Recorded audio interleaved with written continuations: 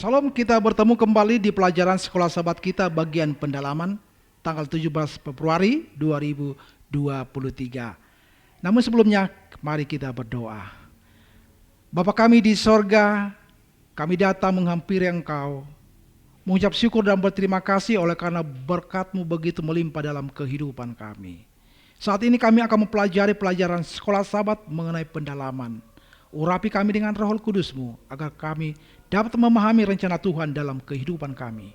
Di dalam nama Yesus kami berdoa. Amin. Baik saudara-saudara, pelajaran kita pada saat ini mengenai pendalaman. Pendalaman, apabila anak manusia datang dalam kemuliaannya dan semua malaikat bersama-sama dengan dia, maka ia akan bersemayam di atas tahta kemuliaannya. Lalu semua bangsa akan dikumpulkan di hadapannya, dan ia akan memisahkan mereka seorang daripada seorang. Demikianlah Kristus di Bukit Zaitun menggambarkan kepada murid-muridnya tentang peristiwa hari penghukuman yang besar itu. Ia menyatakan bahwa keputusan akan diambil atas satu halaman. Bila bangsa-bangsa berhimpun di hadapannya, akan terdapat hanya dua golongan. Dan nasib mereka yang kekal akan ditentukan oleh apa yang telah mereka lakukan ataupun yang telah mereka lalaikan.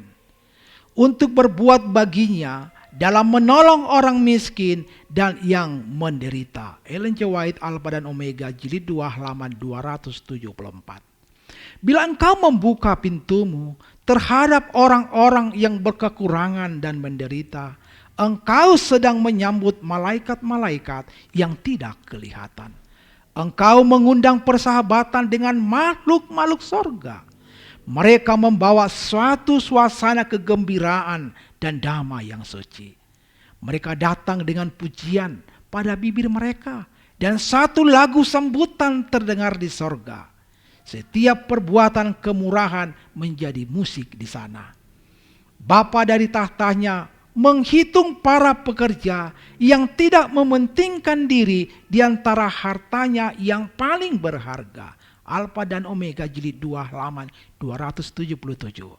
Sekarang pertanyaan-pertanyaan untuk diskusi. Yang pertama, sebab orang-orang miskin tidak hentinya akan ada di dalam negeri itu. Ulangan 15 ayat 11.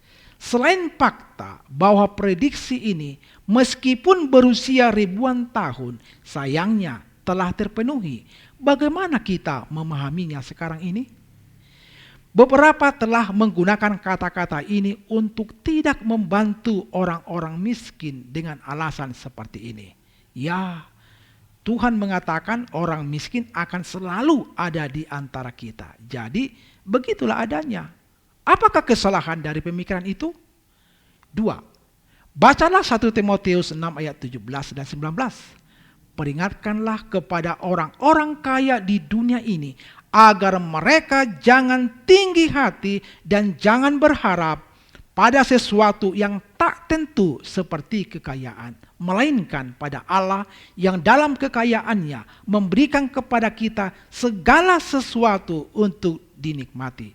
Peringatkanlah agar mereka itu berbuat baik, menjadi kaya dalam kebajikan, suka memberi dan membagi, dan dengan demikian mengumpulkan suatu harta sebagai dasar yang baik bagi dirinya di waktu yang akan datang untuk mencapai hidup yang sebenarnya.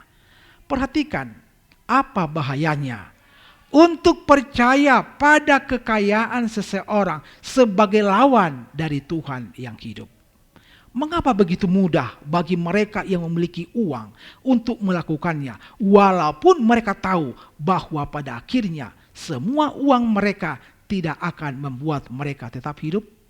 Mengapa kita semua harus berhati-hati untuk tidak mempercayai sesuatu selain daripada Allah yang hidup? Tuhan memberkati. Mari kita berdoa. Terima kasih oleh karena pekabaran firman Tuhan.